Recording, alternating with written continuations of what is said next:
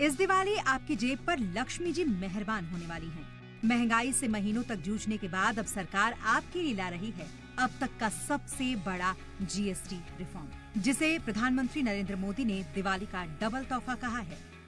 हम next generation GST reforms लेकर के आ रहे हैं।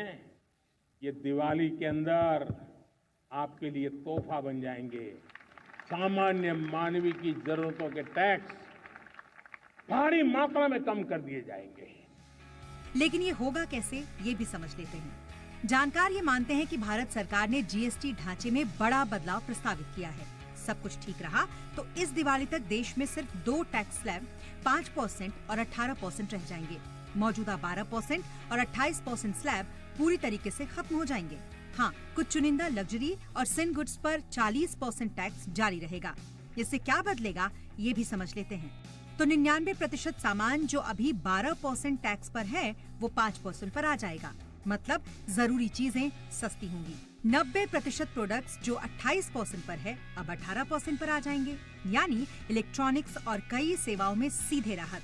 लेकिन टोबैको, ऑनलाइन गेमिंग जैसे करीब 7 चीजों को 40% स्लैब में डाला जाएगा। अब ये भी जान लेते हैं कि इससे किन किन सेक्टर्स को फायदा होगा। तो जानकार ये मानते हैं कि textile, fertiliser, renewable energy, auto handicrafts, agriculture, health और इंश्योरेंस जैसे 8 बड़े सेक्टर्स को इसका सीधा लाभ होगा। इनकी डिमांड बढ़ेगी, रोजगार भी बढ़ेगा।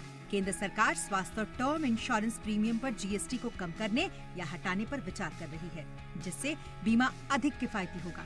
हालांकि कुछ जानकार ये भी मानते हैं कि सरकारी राजस्व में थोड़ी गिरावट आ सकती है, लेकिन जैसे ही खर्च और मांग बढ़ेगी, ये घाटा पूरा हो जाएगा।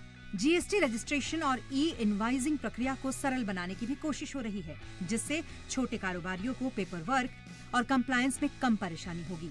इससे स्टार्टअप्स और छोटे व्यापारियों को बढ़ावा मिलेगा। साथ ही फेक इनवॉइसेज और टैक्स इन्वेजन पर भी नकेल कसेगी। हालांकि अगर कंपनियां टैक्स कट का फायदा ग्राहकों तक नहीं पहुंचाती और दाम नहीं घटाती, तो डिमांड ग्रोथ पर असर पड़ेगा।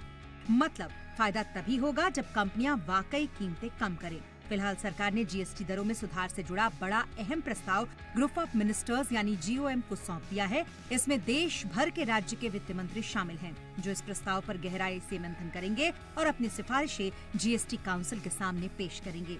जुलाई 2017 में जब देश में पहली बार जीएसटी लागू हुआ था, तब इसे वन नेशन वन टैक्स की दिशा में सबसे बड़ा कदम माना गया था। और अब 8 साल के बाद सरकार इस सिस्टम को और मजबूत बनाने की ओर बढ़ रही है।